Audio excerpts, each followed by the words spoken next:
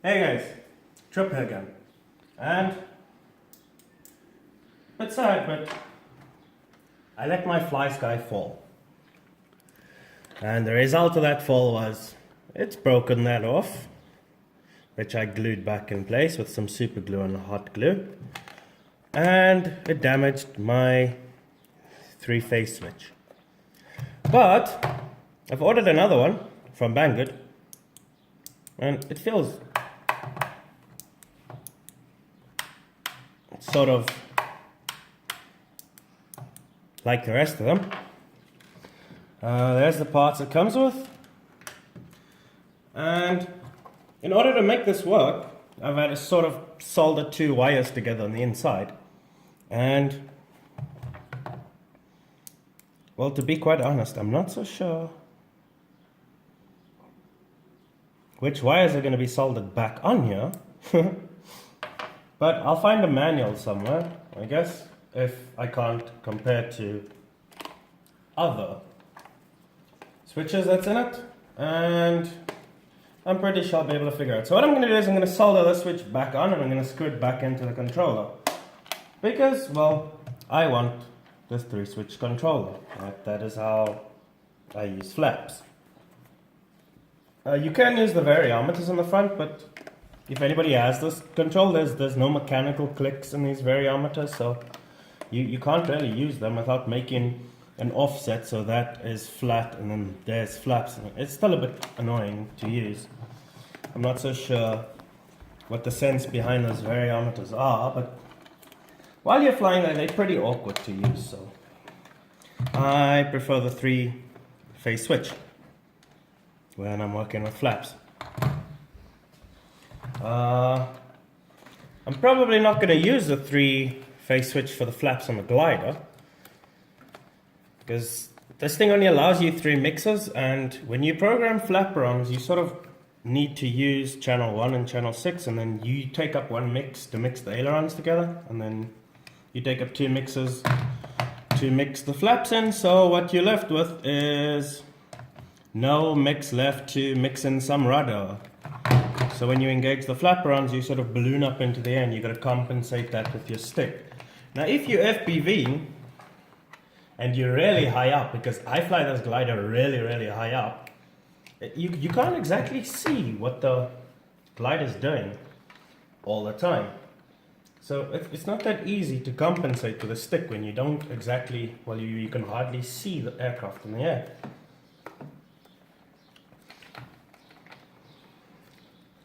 But yeah, I'm going to be sticking that 3-phase switch back in. Got the solder heated up and ready to go.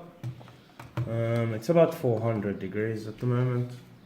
Yeah, I keep it on its max because it doesn't really have much heat. And that solder's tip is broken. And it broke after like the second time I used it. But then again, I bought that at Banggood and it was about €3. Nobody's going to complain about the tip on a €3 solder. It still works, so nobody's moaning about that. Well, at least I'm not. So we're gonna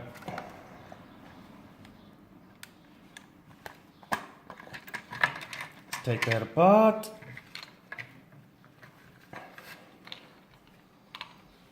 And as you can see,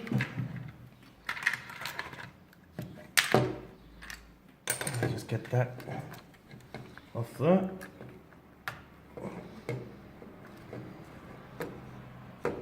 Not the easiest things to unplug this second.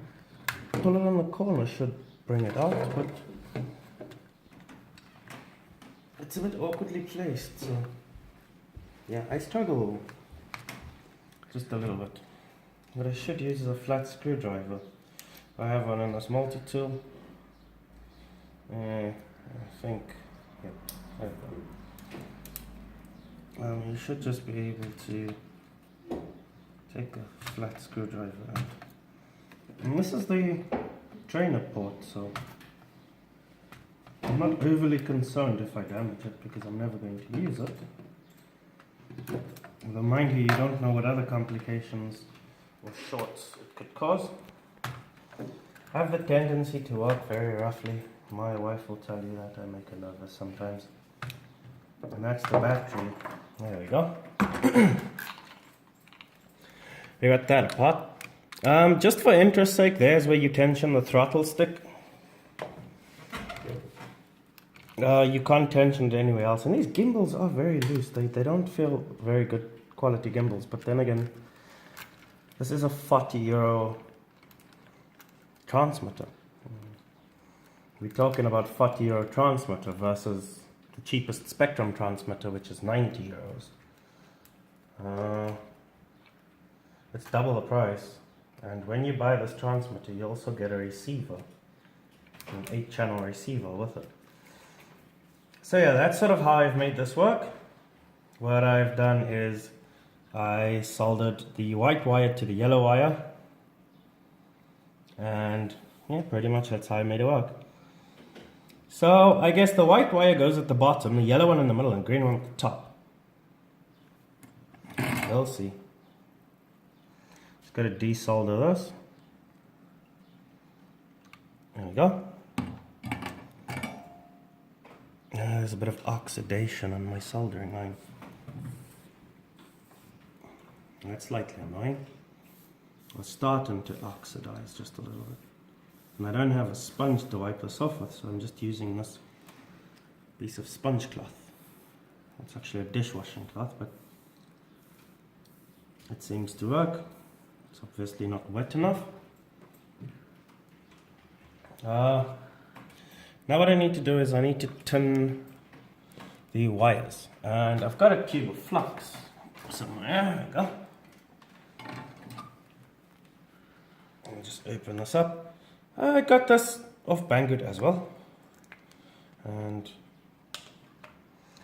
a lot of it melted in the post and was all over the packaging. So I tried to melt it back down with the heat gun.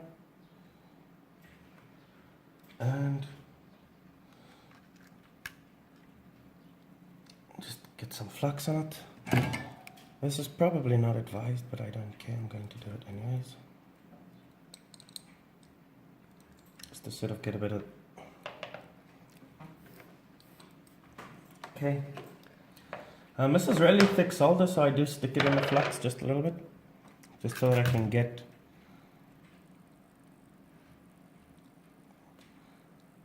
some solder on the tip.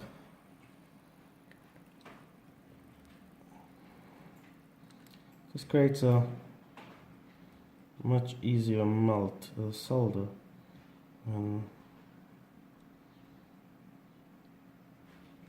It's not going into the wire.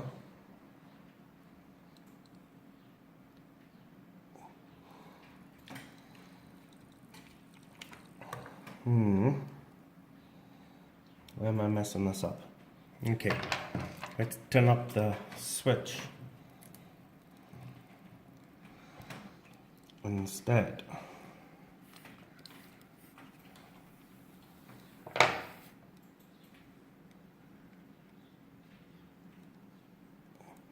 Okay, so the solder doesn't really have much heat.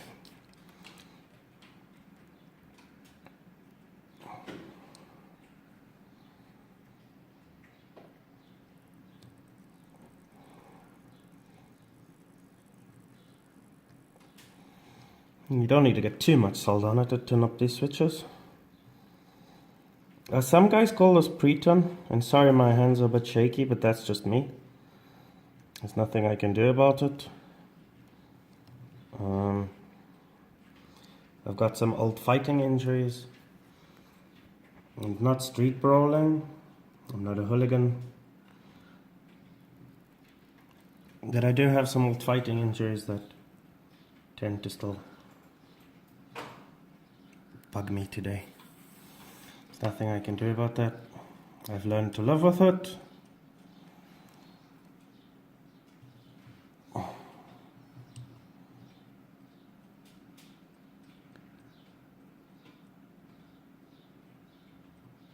There we go.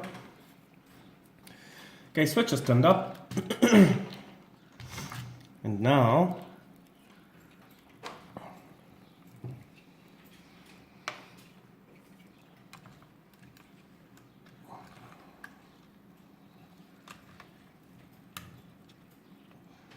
I guess it's going to be pointless to unplug that because I'm going to struggle with a white wire anyways. It's locked onto the other switch.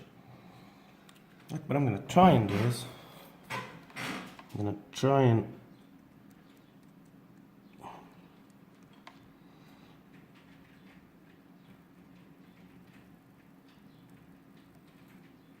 let's get a bit of solder on that wire. And you saw that smoke right there? That is flux smoke. I don't advise anybody to breathe that in. Oops.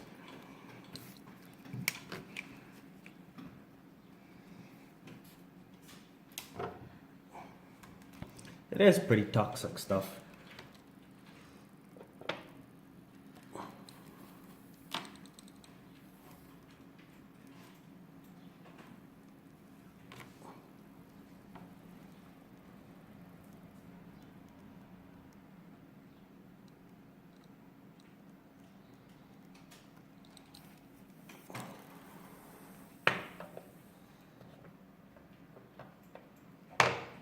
I guess this flux isn't very good because it's not allowing the solder to flow into the wire.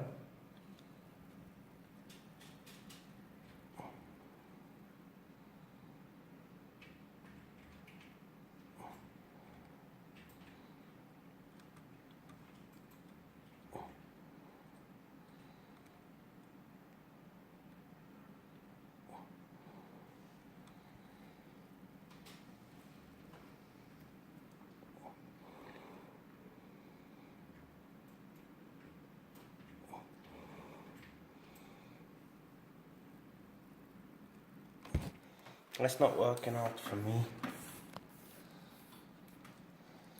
at all. Only a bit of solder in there.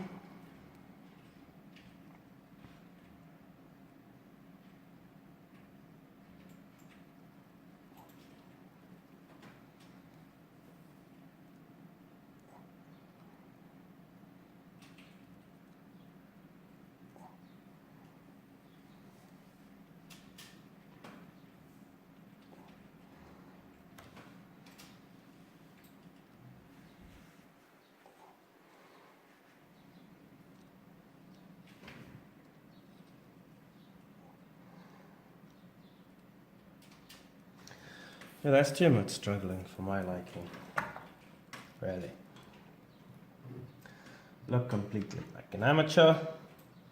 But then again, I didn't claim to be a professional. So, white wire's gotta go at the bottom.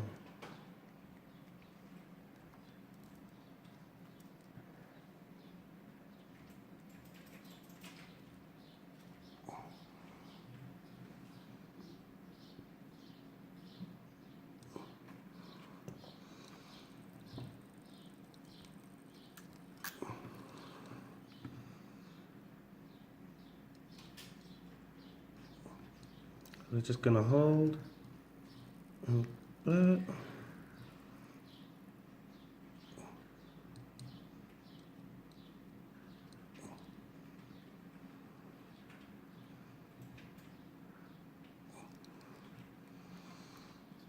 that's not the way to do it.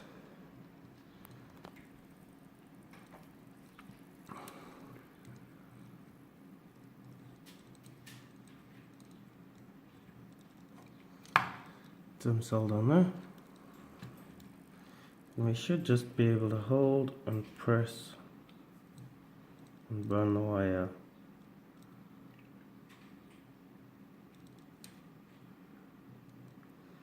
Right into the solder. What I've managed to do there is completely bend the switch.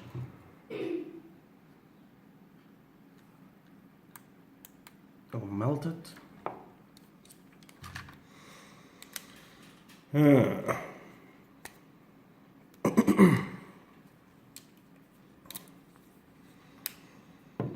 Not the best start.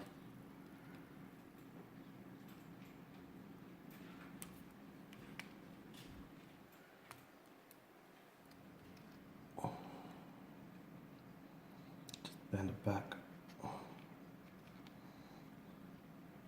I hope that doesn't break off on the inside somewhere.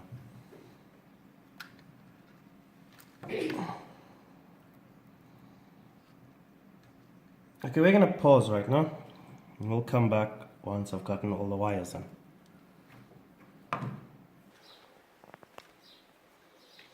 So, we've soldered the switch on, and my solder joints are really ugly. So what I'm gonna do is I'm just gonna put some hot glue between them just to insulate them. So I'm gonna pump some in there. I'm gonna pump some between there. And that should create a bit of insulation. Not that I think it's necessary, but I also think it's necessary, if you know what I mean. Better safe than sorry. When you're not an expert at something, take precautions, and that's a precaution I'm going to take. Just pump some hot glue between the solder joints. Firstly, because I can, and secondly, because I want to. So now, what I need is these.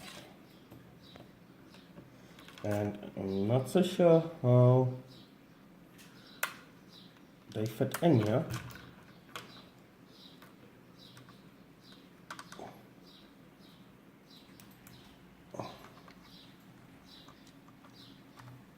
By the looks of it, they're not even necessary or needed.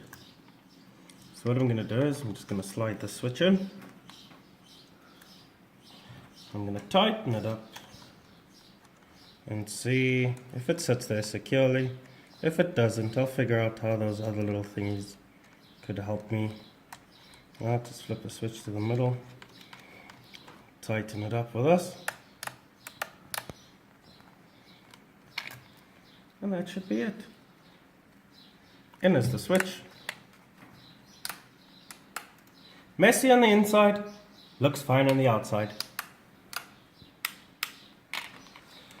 And now to plug the back cover back in.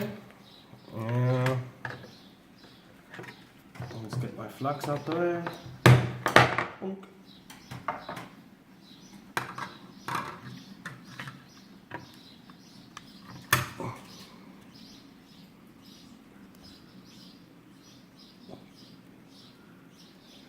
Goes in this way, I guess.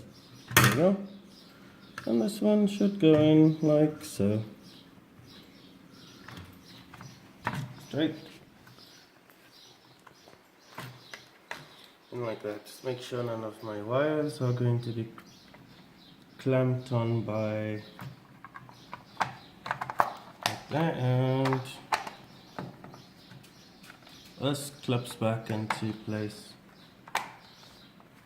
in an odd way, like so. What I'm going to do is, before I put the screws back in, I'm going to see if I soldered the correct wires onto the switch, and that switch actually exists. So I'm going to take these batteries, put them in here, and mind you, you need to use the AA batteries for this transmitter. I haven't found any real way other than cutting this out, putting a LiPo in there, and then soldering wires onto the plug that you'd be able to run it with a LiPo, but yeah. You stuck using those batteries. Warning, place all switches in an up position and throttle down. And yeah, there we go. If we can go to auxiliary channels, I think we'll be able to see it there. Auxiliary channels. No. Switch assign. If I change that one to switch C, A, B, D, it doesn't seem to pick up that switch if I'm looking in the correct place. A, B, C, D, okay, C is there. You can assign a switch to it. So I guess the switch is there.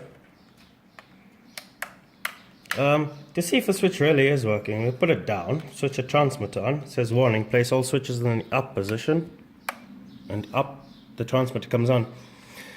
That three-phase switch, you'd need to assign an auxiliary channel to it to actually see if it's working. I'm not so sure. It's a three-phase switch, and I guess switch assign doesn't allow you to ABC, well, it doesn't allow you to use switch C. Flight mode is switch D. Let me not mess that up.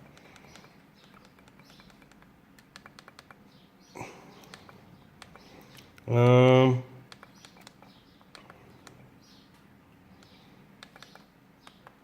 let's go put channel 6 on switch C, and then go to display,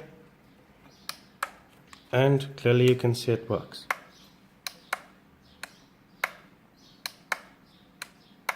There you go. So as for the switch from Banggood, it's a three-phase switch. It feels really good. It looks exactly the same as the others that's on there. I'm happy. Job done.